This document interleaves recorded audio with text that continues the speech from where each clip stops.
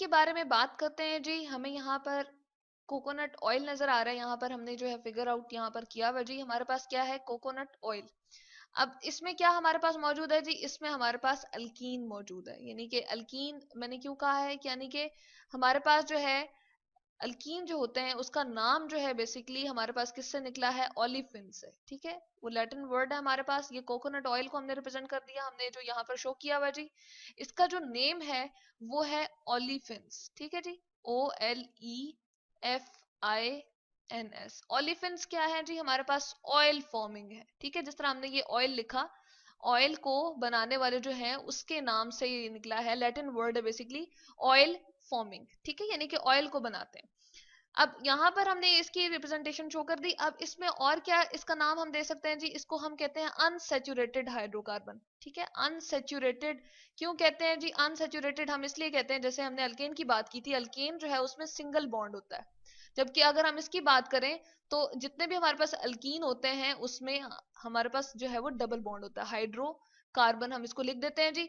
तो ये हमारे पास आ गया अनसेचुरेटेड हाइड्रोकार्बन, मींस के यहाँ पर हमें डबल बॉन्ड इस तरह के, इसके फॉर्मूले के अंदर इस तरह से हमें डबल बॉन्ड नजर आएंगे। अब एक और अगर हम चीज लें तो जैसे हमारे पास अगर ये है तो ये क्या है जी? हमारे पास ये फैट है। ठीक है, रूम टेम्परेचर पर हमारे पास ये क्या होता है जी? सॉलिड फॉर्म में होता है। हम इसको लिख सकते हैं ये हमारे पास क्या है?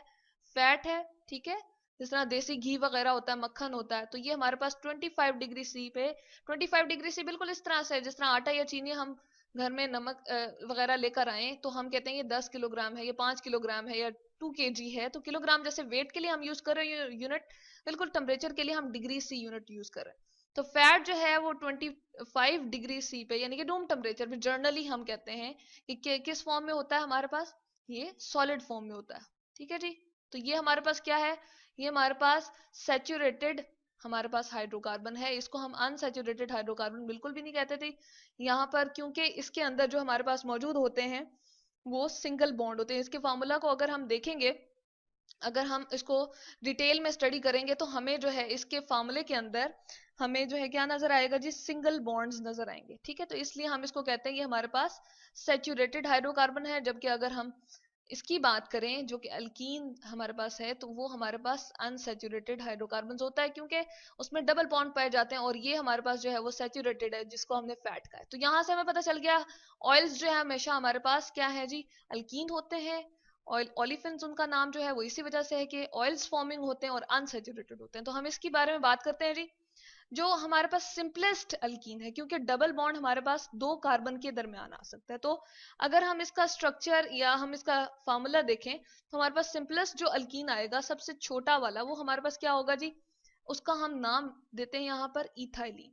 ठीक है जी, इथाइलीन भी उसको कहते हैं, इथीन भी कहते हैं, तो हम यहाँ पर लिख देते हैं इथाइलीन। ठीक है, और इसके नाम के अलावा हम इसको क्या कह सकते हैं जी? इथाइलिन के अलावा हम इथीन भी कह सकते हैं। ठीक है, इसके नाम के आखिर में ENE हमेशा लगाते हैं। जैसे अल्केन में, अल्केन के नाम के आखिर में, यहाँ मैं थोड़ा सा एक्सप्लेन यहाँ पर हम कर देते हैं जी। अल्केन जो थे हमारे पास सेचुरेटेड हाइड्रोकार्बन्स थे, उसमें सिंगल बॉन्ड हमेशा पाया जाता था और उसके नाम के आखिर में एन लगता था, जैसे मीथेन, इथेन। ठीक है जी, एन का जो वर्ड है उसके लास्ट में जरूर आता था। अगर मैं यहाँ पर लिखूं एग्जाम्पल के तौर पे मीथेन, तो उसके आखिर में हम देख रहे हैं कि क्या आ रहा है? एन आ रहा है। ठीक है जी, इस तरह से अगर हम इसको देखें तो इथीन आ रहा है, अल्कीन का जिस तरह है।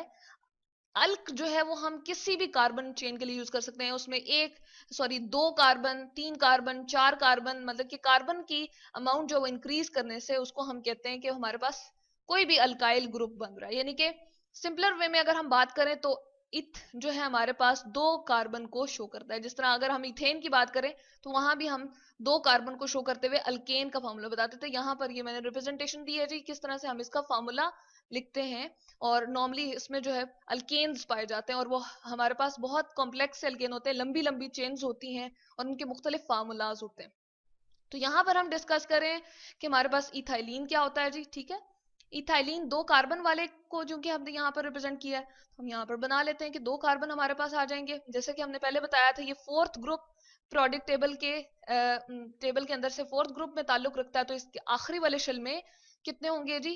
4 इलेक्ट्रॉन होंगे, 1 2 3 4, इसी तरह से इसके भी बना लेते हैं जी, 1 2 3 और 4। पहले में 2 इलेक्ट्रॉन होते हैं, क्योंकि इसका एटॉमिक नंबर इलेक्ट्रॉन या प्रोटॉन की तादाद कितनी है जी, 6 है। तो पहले वाले शेल में 2 इलेक्ट्रॉन है, जबकि नेक्स्ट वाले में 4 है। तो यहाँ पर हमने 4 शो कर दिया। अब इसको ऑक्टेट कंप्लीट करना है, तो ये क्या करेगा, 4 हाइड्रोजन यहाँ पर अपने आसपास हाइड्रोजन से जो है वो, और एक कार्बन के साथ यहाँ पर पहला, तो इसका कार्बन के साथ सिंगल बॉन्ड यहाँ पर बन गया, ठीक है जी। और यहाँ पर जो हम शो कर रहे हैं, यहाँ पर ये सिंगल बॉन्ड हाइड्रोजन के साथ एक बनाएगा, ठीक है जी। यहाँ पर हम इसको शो करते हैं कि ये हमारे पास हाइड्रोजन के साथ एक इसने जो है बना लिया। और इस वाले डॉट को हम थोड़ा सा यहाँ से खत्म करते हैं, और बल्कि इसको इसकी रिप्रेजेंटेशन हम दोबारा से देते हैं। इसके इलेक्ट्रॉन्स जो है हमें डिस्ट्रीब्यूशन दोबारा से देनी पड़ेगी जी। हम इसके कहते हैं कि 2 जो इलेक्ट्रॉन है वो यहाँ पर होंगे इस तरफ को। इसकी जो स्पेसिफिक शेप बनाती है वो होती इस तरह से है कि इसके 2 इलेक्ट्रॉन इस तरफ को होते हैं और 2 इलेक्ट्रॉन इस तरफ को होते हैं, ठीक है, क्योंकि हमने 4 ही शो करने हैं। तो ये वाले जो हैं वो क्या करते हैं जी, ये वाले दरमियान वाले आपस में बॉन्ड बना लेते हैं। अब हम देख रहे हैं कि 2 बॉन्ड आ गए हैं इसके पास, कार्बन एक कार्बन के साथ दूसरे वाले कार्बन के साथ डबल बॉन्ड बना रहा है। जबकि यहाँ वाले जो हैं वो क्या करेंगे, हाइड्रोजन के साथ जो है वो एक एक सिंगल बॉन्ड बना लेंगे, और इस तरह से क्या होगा, इनके दरमियान में एक सिंगल बॉन्ड आ जाएगा। और यहाँ से हमने देख लिया कि ये सिंगल बॉन्ड आ गया। और इसी तरह से यहाँ पर हम देखते हैं कि यहाँ से हमारे पास किस तरह से बन जाता है जी, इस तरह से। और अगेन यहाँ से जो अब हम देखते हैं तो यहाँ पर भी हमारे पास सिंगल बॉन्ड बन जाएगा। डॉट और cross formula, again Lewis formula use कर रहे हैं।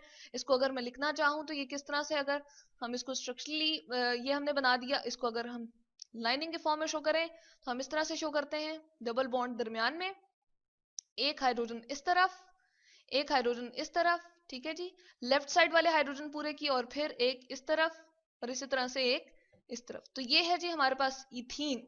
और इसको एक और तरीके से भी हम रिप्रेजेंट कर सकते हैं कि हमने ये डॉट एंड क्रॉस से शो किया था इस तरह से, फिर हमने इसका स्ट्रक्चरल फार्मूला शो किया था। अब हम इसके कंडेंस फार्मूले की तरफ या मॉलिक्यूलर फार्मूले की तरफ भी हम जो है वो अगर जाएं तो हमारे पास क्या होगा जी, दरमियान में डबल बॉन्ड अगेन, ठीक है।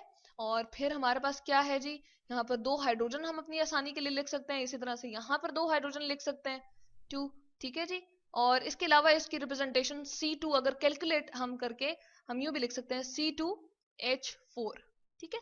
तो इसके लिए जो हमारे पास है, हम लिख सकते हैं कि इसके दरमियान में हमेशा एक तो हमारे पास डबल बॉन्ड होता है, ठीक है जी, एक ये हमने बात की। इसका नाम जो है ओलिफिन्स हम कहते हैं, और ये डबल बॉन्ड जैसे कि हमें नजर आ गया। तो इसका जो फॉर्मूला है वो क्या होता है जी, जर्नल फार्मूला, वो हम किस तरह से लिख सकते हैं, वो हमारे पास होता है जी CnH2n, ठीक है जी। तो हम देखते हैं कि हमारे पास जो है सारे के सारे इस पे जो है वो एप्लीकेबल हो रहे हैं। अगर हम इसका इस पे पुट करके देखें तो हम चलें इस पे रफली पुट करते हैं। n का नंबर जो है वो हम इस कार्बन की तादाद के अकॉर्डिंग डालते हैं। अब यहाँ पर कार्बन 2 है तो n हम क्या कंसिडर करेंगे, 2, ठीक है जी। तो हम यहाँ पर क्या करते हैं, इस n की जगह 2 लिखते हैं जी, ठीक है। उसके बाद H लिखा, फिर उसके सबस्क्रिप्ट में आए हम, ठीक है जी, और फिर n की जगह हमने 2 लिखा। तो जब हम मल्टीप्लिकेशन करेंगे तो क्या होगा, 2 2s are 4, यानी कि हाइड्रोजन 4 हो गए, और कार्बन जो है वो क्या है, 2 है। तो ये हमारे पास जो है इस फार्मूले को क्या कर रहा है जी, रिप्रेजेंट कर रहा है, ठीक है जी। तो इसी तरह से अगर हम हायर अल्कीन्स की तरफ जाते जाएं तो और भी हमारे पास जो है वो अल्कीन्स आ जाते हैं। जैसे कि अगर हम लें प्रोपाइलीन को लें एग्जांपल, तो उसमें 3 कार्बन आ जाएंगे। सेम इसी तरह से हमारे पास होगा, और उसके लिए हम जो फार्मूला लिखेंगे वो इस तरह से लिखेंगे कि 2 कार्बन के दरमियान डबल बॉन्ड होगा, ठीक है। एक कार्बन जो है वो सिंगल बॉन्ड बनाएगा, ठीक है जी। अब कार्बन की चूंकि हमें पता है वैलेंसी 4 है, तो यहाँ पर 2 हाइड्रोजन के साथ उसने अटैच होना है, ठीक है।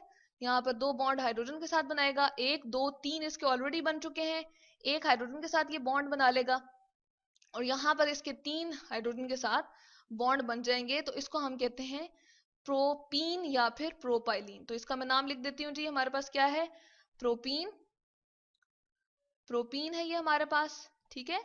या फिर हम इसको क्या कह सकते हैं, प्रोपाइलीन, ठीक है।